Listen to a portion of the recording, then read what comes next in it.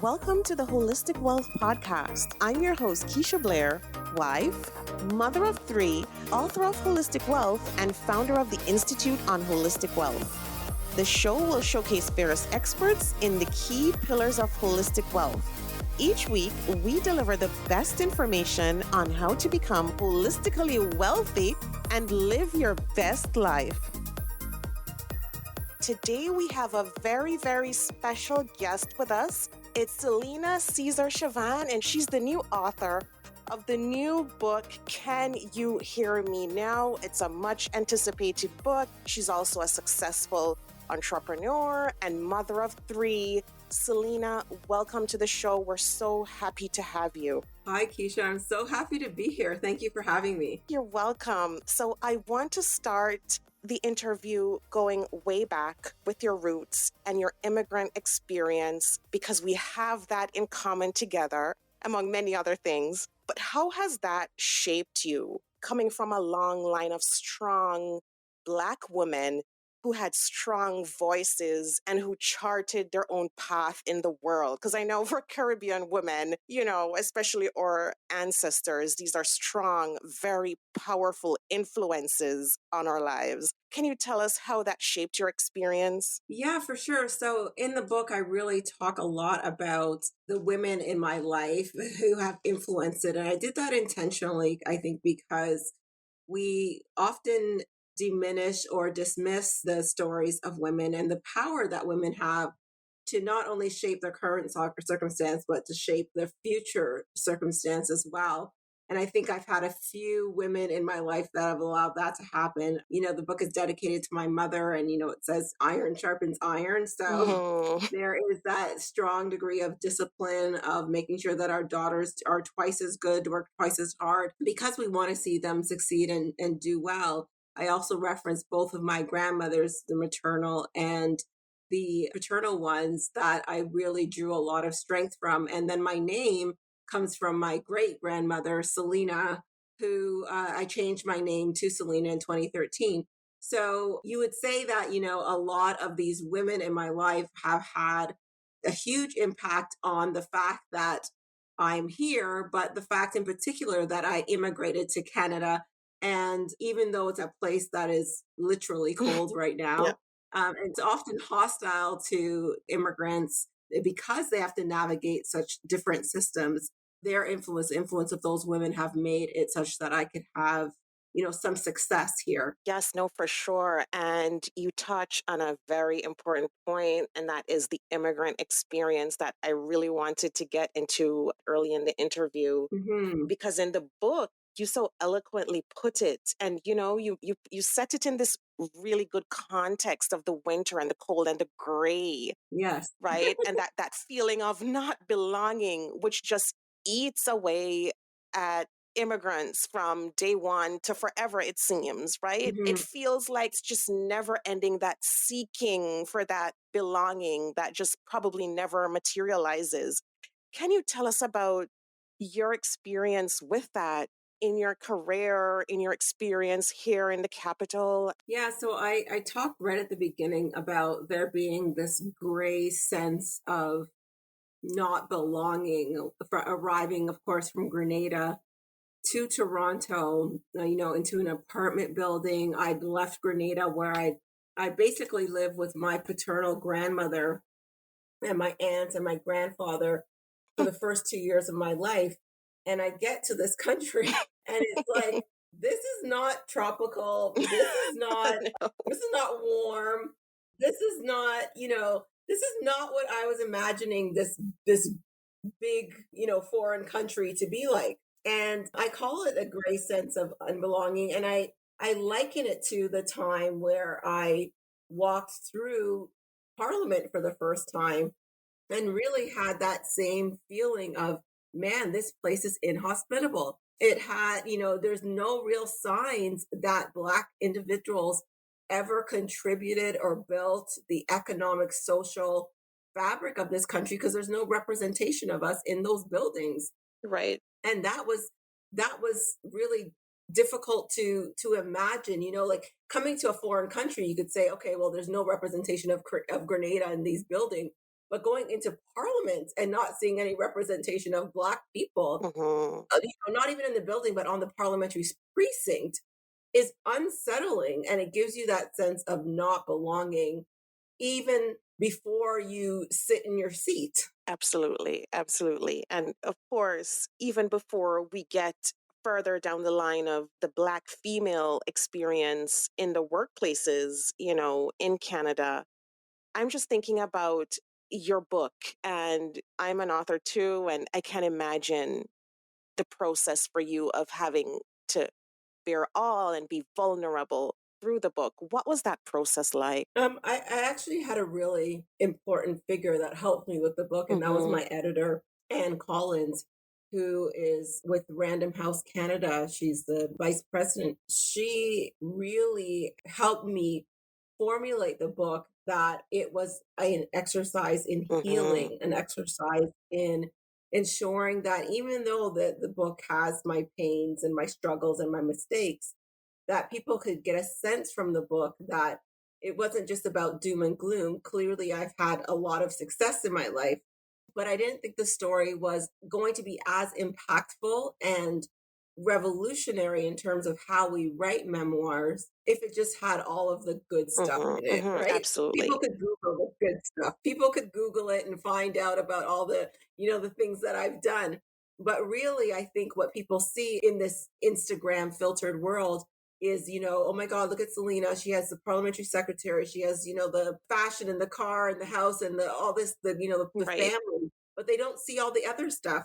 Yes. And I really wanted the book to be about the other stuff, how I got to those places, the blood, sweat, and tears that are involved in achieving success, however you define success, but also so that people could walk along that journey with me, and they could have that book with them on their journey. So if they make mistakes or if they're feeling alone, they could look at the pages and say, "Oh, Celina made a mistake Mm-hmm. too, and it's going to be Absolutely. And okay." and in the book you mentioned that when you decided to walk away from politics, that so many people were disappointed because we had finally gotten a voice at the table.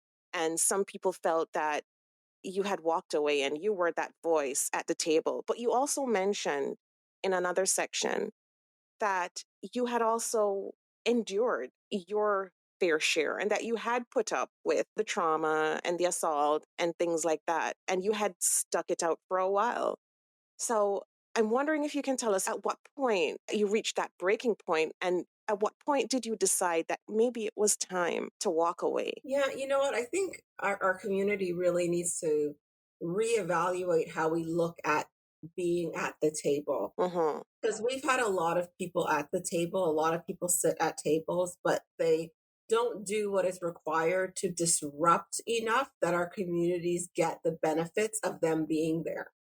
So being at the table is not enough. Yes. And being at the table or assuming that we're at the so number one, being at the table is not enough. But number two, assuming that we are actually at the table is sort of a misguided approach, because Yes. we know that someone's in the room. We Right. don't necessarily know if they're at the table Yeah. when they close the door, right? Yeah. So they could be at the table, they could be sitting close to the host, which is very respectful. They could be sitting way down at the other end of the table where nobody notices them. They could be sitting on the periphery of the room. They could be the server, in the room, or they could be actually on the menu or on the plate, right? Right. So we don't know where they are in that room. And I think we really need to have a good look at ourselves when we talk about, oh, you're representing us and you're there. And so that should be it. That is not it. If the person that's there is supposed to be representing us and is not disruptive, is not sitting at that table, no matter where they are in that context, in that room, and being disruptive, they're not going to create the equity that we need in our community. Number two, if Mm-hmm. that individual is in that room and understands how the table is made, what the table looks like, who is at the table and where they sit, when they leave that room, they still have power to disrupt. You don't actually have to be in the room once you know what it looks like to be able to have an influence over it. That's a misnomer. Mm-hmm. I could still have as much influence and disruption on the outside of politics as I do on the inside. Because at some point I had the courage to go and sit at that table. Do you know what I Mm-hmm. mean? Yes, no, And now that I know absolutely. how it's made, that's when you could really decide to how to be strategically disruptive. Mm-hmm. Now, sitting at the table just for the sake of sitting there when love is no longer being served, what is the purpose of that when you're actually on the menu? I'm not interested in that, in that kind Mm-hmm. of life. So when I decided to leave, whether it was leaving as parliamentary secretary, resigning as parliamentary secretary for international development, or leaving politics on its altogether, I would tell you that love was no longer being served at that table because never once did the prime minister or my colleagues say, "Oh, Celina, we would like you to stay. Thank you for doing a good job. Thank you for being part of our team." That was never mentioned. Mm-hmm. And so when I made the decision to leave at pretty much at the same time I made the decision to resign as parliamentary secretary, which was in September of 2018, because I knew that I was pushing against a system that was not going to move. Mm-hmm. And I needed to see equity in that system. And they just kept beating me down and beating me down. And that was not, I had no interest in banging my head against a wall for the next 4 years. No, absolutely. And it's so amazing how you addressed being at the table in the beginning of that answer, because I've seen so many, and even Black career coaches, I've seen so many coaches tell Black women that the be all and end all is having that coveted seat at the table, and they should fight to get that seat at the table because we need our voice there. Our voices need to be heard. We need to have decision making influences and policy and things that affect the Black community. But then, is that really the end? Is that really the destination? And you spoke somewhat to Right. that, in your answer a while ago, because I cringe sometimes when I hear these messages, especially given your experience and the experience of others. Celina, what would you say to that? And in terms of your experience and Black women who are all striving right now to be Hmm. at the table? I'm not going to dismiss striving to be at the table because I think that that is important. But and one of the reasons why I wrote the book as candidly as I did is because I want people to not be surprised when they get there. That they may be surprised when they walk into that room and see the table and make an assumption that yes, I'm going to be sitting right next to the host, and they're actually not. They're on the periphery. So I want to make sure that people understand that there are going to be challenges while you are there. The second part to that is that, especially when we talk about, you have to have a seat at the decision making table or else nothing will happen. Well, that is the exact opposite of what our democracy actually means. Mm-hmm. Democracy comes from the Greek words demos and kratos, meaning power of the people. The people have always had the power. Canadians always had the power. 1.2 million Black Canadians who live in this country who can contribute to the economic, social, and creative fibers of this country have that power.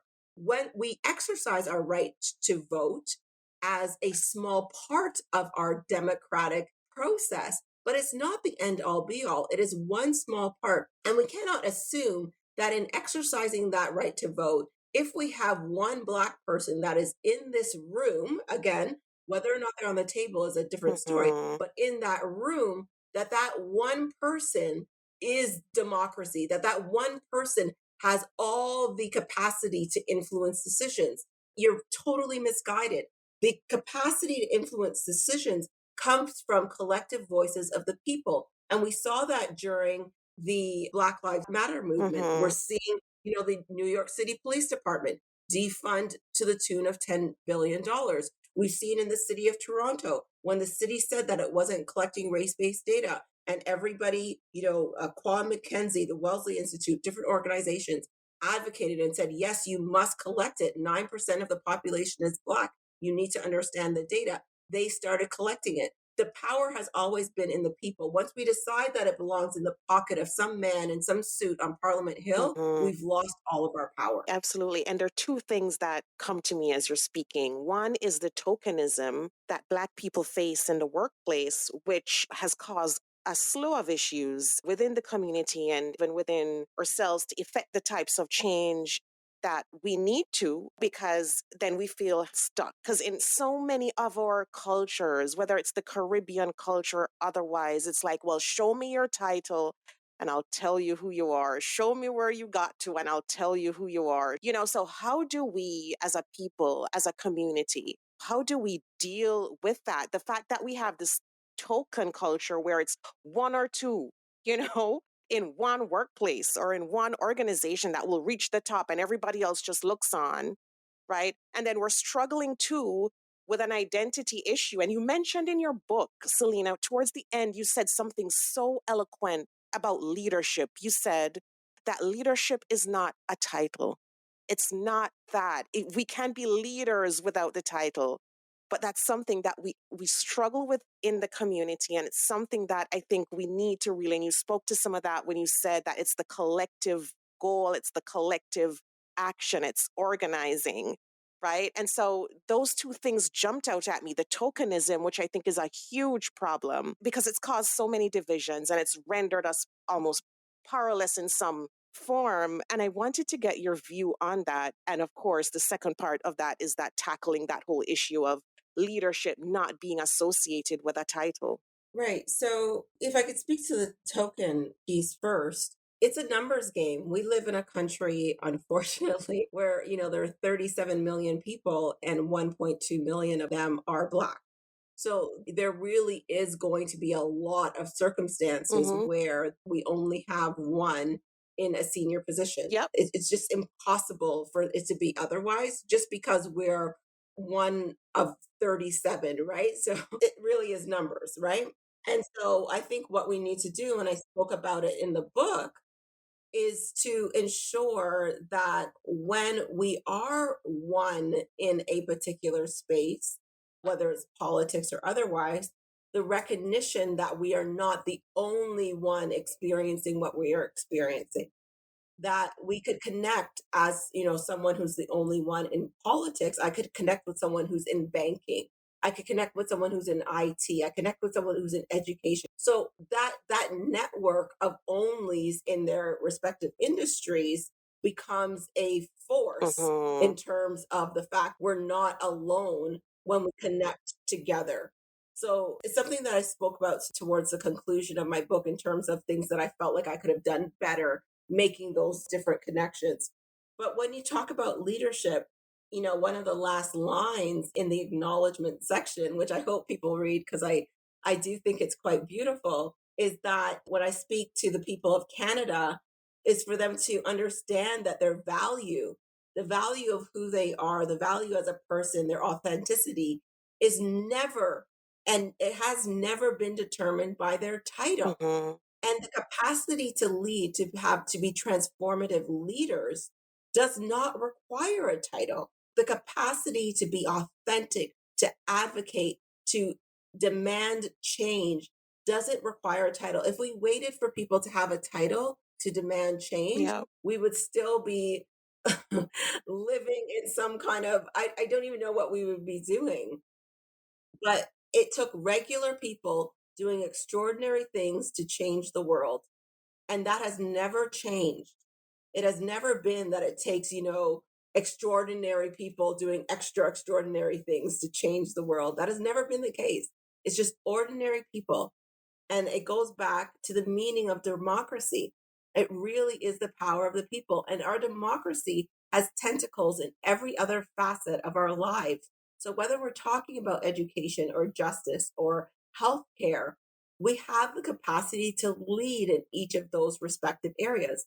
Now, the way that you bring the two things together, whether we're talking about tokenism or we're talking about the capacity for ordinary people to lead, is the support that ordinary people must give to those individuals, especially if they're the only one in their situation. So, as the only, Black female member of parliament, to have the support of my community, to have the community also advocating for increase in Black representatives in the federal public service, the repeal of mandatory minimums, policies that impact Black communities, sustainable, predictable, long-term funding for our organizations. We need these ordinary people to support the only ones, whether it's in politics or in corporations or otherwise. Wise words for sure. As we talk about the workplace and representation, there's so many Black people in workplaces that encounter microaggressions in the workplace, and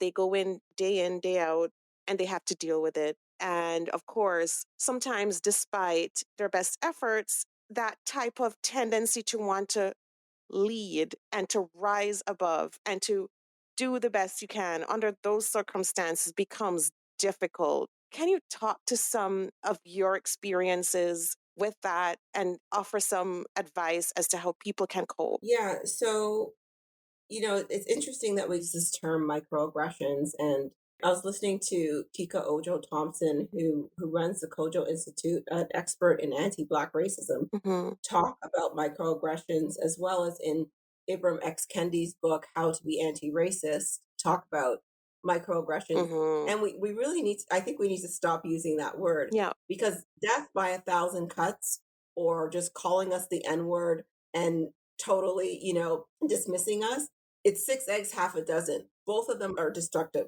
Both of them are racist, right? So calling it micro, it really isn't micro when we think about the physical, spiritual, and mental impact Yes. of microaggressions on people. It causes mental illness. It Yeah. causes various physical ailments that actually manifest themselves into disease in the body. So there's nothing micro about that once the long-term effects ends up killing you. Yeah. Right. So, when I think about my own situation, and one of the reasons why I was very candid about talking about some of I'll leave the term microaggressions for now, that I was facing, was that I wanted people to know that in spite of, or despite the level of success that I achieved, or the title that I had as parliamentary secretary to the prime minister of a G7 country, people were still dismissing me. I was still not allowed access to my workplace, Mm-hmm. not allowed access to my office building. People were asking me for my credentials, even though I was the only Black female member of parliament out of 338 people, in which I should have been easy to remember. There was still a sense of, we don't need to remember her. She doesn't belong. So even at June of 2019, 4 years I had been working in that space. On the last day, I was still asked, can I get your credentials to come into the building? And I'm looking at this person saying, you must remember me, that I am a member of parliament. You've seen me for the last 4 years. And so Mm-hmm. I don't need to show you those credentials. And so, even going to meetings where I was the head of delegation, people would look through me Right. to the, my white counterpart behind me, or the male behind me, saying, who is the head of delegation? Who's the parliamentary secretary? And looking for someone behind me. They couldn't even imagine that could be a Black female Mm-hmm. could have that role. So, one of the songs that I quote in the book, the only song that I quote in the book, is Nina Simone, You've Gotta Learn. And she talks about that, although you feel misery, and you never look for sympathy, you face humiliation, you're forced to hide your tears, Mm-hmm. you're forced to pocket your pride and still smile, Yeah. even though love is no longer being served. And you've got to learn to do these things, and we've had to Yeah. learn to do these things as Black women. And I just wanted to be very open and candid about those experiences, because it didn't matter what title I had, if those racist attempts to ensure that I didn't feel like I belonged in the space persisted. And I know many Black people, many Black women can identify with that. And so in the book, too, Celina, you talk about your mental health struggles with the anxiety, and as well as balancing that with your own competitive nature. And I just wanted to ask you about how that experience, really unfolded for you, because you mentioned that you always had a drive to be the best you could be. And so many Black women can identify with that. And then I'm quoting a line from the book that you say that, but I had turned in on myself. Could you expand on that a bit? Because that struck me as just very, very profound statement. First, I have to give a little bit of context that I had worked in neurological research before getting into politics. So I ran a healthcare based research management program working on clinical trials for neurological conditions, running Canada's first national epidemiology study on neurological conditions. So I had administered many depression scales, many understood that at many points in my life that I would have failed the depression scale and been diagnosed with depression. However, I didn't get the help that I needed until very, very late. In fact, it wasn't until I was running in the general election in 2015 that I actually got the first diagnosis. And I would say that, that's the hard part, right? Is trying so hard to maintain this lifestyle of being twice as good and working twice as hard and doing twice as much. It's not a sustainable way to live. And I'm not saying to any Black women that it's not the way in which we have to operate. I know that we have to be twice as good and twice as fast and work twice as hard. However, if we're not taking the time to give ourselves twice a break, we are not going, it's not sustainable. It's not a sustainable way to live. So at some point, you got to give yourself a break. And I give several examples of how I learned to do that. I won't give the book away, but even, like my encounter with Michelle Obama was one way in which I learned to do that. But, more practically was going to see a doctor finally and knowing that it was in my head that it was okay to not be okay. That was the first thing. Once you're able to do that, then getting the help you need. And I want to know where I said I turned in on myself in the book because I I don't remember what context I was speaking to about that in the book. It was talking about the struggles with mental health and your own competitive nature, like to be the best. And I saw this line from some other author who said, she was referring to Black women, that you can't outwork racism. Because so many of us, we enter the workplace and we think, I'm just going to work hard. I'm going to work harder than everybody else. I'm going to stay late. I'm going to do everything. And they'll see, they'll see, right? How good and that I deserve it. And so many of us go in there just ready and we're already hard workers. And then we get in there and we think we can, not necessarily in your situation, but so many women go in and they know of the tendencies of Black women to be overlooked, but so many women think, well, okay, I'll just go in and I'll work really hard and I'll work doubly hard And that'll be okay and that'll get me and it will something. And get it me does. somewhere and I'll be at it Yeah, and I'll yeah. shine and it's going to be glorious, right? And then we go in and we realize, yeah, no, you really can't outwork racism and it's not necessarily going to unfold in that way. So So I found the passage. It actually is one of my favorite parts of the book where I read this letter or this open letter to CBC that's written by Whitney Davis. And Whitney Davis was an executive at CBC and said that the television broadcasting station, had a white problem. And she goes on to describe all of the racism that she experienced, all of the challenges she experienced, hearing the N word, being mistaken for another woman, doing like another Black woman, going, and every single thing that she said in the passage, it was published in Variety. I was nodding my head, going, "Yeah, that's me, that's me." I was thinking, I could change the title CBS Network for politics, and our stories would be exactly identical. And so, I was in that reflection of the story is where I was talking to you earlier about, tokenism, how, each one of us who are by ourselves in our respected areas need to connect with each other. So if I didn't need Whitney Davis to validate my story. I could have connected with any woman, any Black woman who's in a senior role in Canada who is by themselves and they would have the exact same experience. And so I was saying, and I'll just quote the book, it says, between my struggles with depression and anxiety and the battle to control my competitive drive to be better than others, to be the best, I had turned further in on myself. I think that's why Whitney Davis's open letter in Variety hit me so strongly. It was one of the first times I'd let someone else's experiences breach the walls I had put up around me. So we tend to, because we know that the environment that we're entering is going to be hostile, we protect ourselves, we arm ourselves to go into these spaces. We do the twice as good, twice as fast, twice as hard, and we make our exteriors sort of resilient to that. But we need to soften a little bit in order to connect with each other and in order for those experiences to really allow us to feel less insane. And so I end that chapter by saying, but I didn't need Davis's article to validate my experiences. Any woman of color could have done that. Any person who has felt marginalized or alone at the top could have done that. Yeah, no, very profound. And it's so true that we need to connect with each other regardless. And so we're coming to the end of the program, and it's Black History Month. And it's a month where we recognize, the achievements of our people and our community. And it's a month where we're filled with pride. And so within that context, and it's such a wonderful month for the book to be launched as well, because your story and your book is really a validation for so many of us, for so many people. And it's really a proud moment too, because there are times, right, when you are in the situation you think, is it me?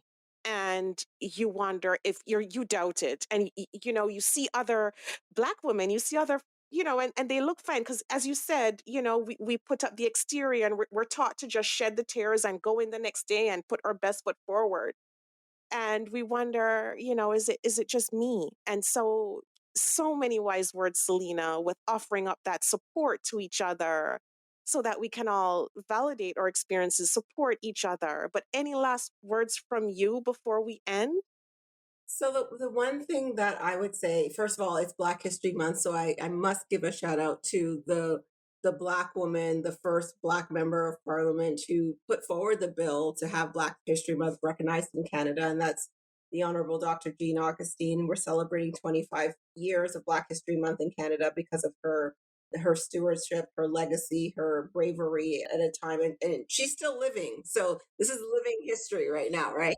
I texted her maybe 2 days ago, and she's Mama Jean, so we text back and forth. But I mean, I would say to women to be authentic. Every experience, every joy, every pain, every mistake, every flaw, every strength, every triumph that we have brought to bear in our lives, every bit of education and experience has created value in us.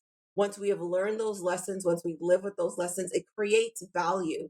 And when we put those experiences in organizations, communities, institutions, it adds value to those institutions. So show up as your authentic self. We can't expect organizations or institutions to change and be more equitable if we keep adapting to fit into their pre existing description of what the status quo should be.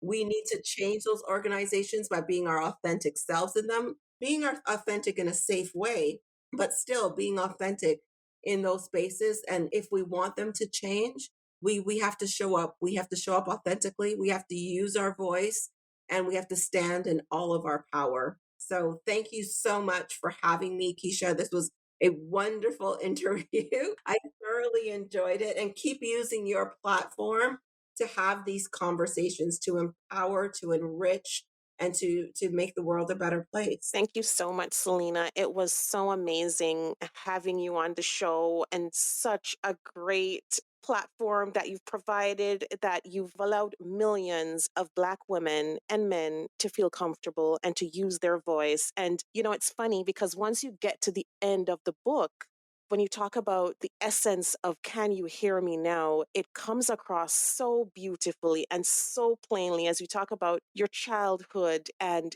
everything just culminates so nicely towards the end of the book. And so, congrats on the book again, Celina. And thank you again for being on the show. Where can people find you in terms of social media and your website? On all social media, Instagram, Twitter, Facebook, and TikTok, I guess. I'm at I am Celina CC, so IAMCELINACC. And if you're looking for the book globally, you could go to my website, which is celinacc.ca/book. So that's CELINACC.ca/BOOK. And it's available through Penguin Random House, or if you just Google it, you could find me. Yeah. And it's there and it's everywhere. And I'm sure, we're going to hear great things as a result of that book, which is amazing. So thank you for putting it out there for all of us, Celina, and thank you so much for being on the show. Thank you so much. I really appreciate it. Thank you for joining us this week on Holistic Wealth with Keisha Blair. Make sure to visit our website, KeishaBlair.com, where you can subscribe to the show on iTunes, Spotify, or via RSS, so you will never miss a show. While you're at it, if you found value in this show, we'd appreciate a rating on iTunes, or if you simply tell a friend about the show, that would help us out too. Are you a member of the Institute on Holistic Wealth? If not, what are you waiting for? Go to Institute on Holistic Wealth /memberships to choose your membership plan and join. As a member, you get so many perks. Free worksheets, advice, coaching, and a member's workshop to design an intentionally designed life. You need to figure out your life purpose? Take the Build Your Life Purpose Portfolio online self-paced course. You're struggling with all your money decisions? Take the free financial identities quiz and then take the course. You recently had a breakup, job loss, or experienced the death of a loved one? Take the Holistic Healing course. You need an overall plan to achieve holistic wealth? We will help you figure out your holistic wealth blueprint. And of course, if you want to start making money by helping others achieve holistic wealth, become a certified holistic wealth consultant. Regardless of what career you've got, the Institute will show you how to increase your income and walk in your purpose. The sooner you join, the sooner you start to achieve a more holistically wealthy lifestyle. And you're going to want to stay for a very long time. So go to Institute on Holistic Wealth /memberships to join. If you haven't read the book yet, pick up a copy of the award-winning best-selling Holistic Wealth 32 Life Lessons to help you find purpose, prosperity, and happiness.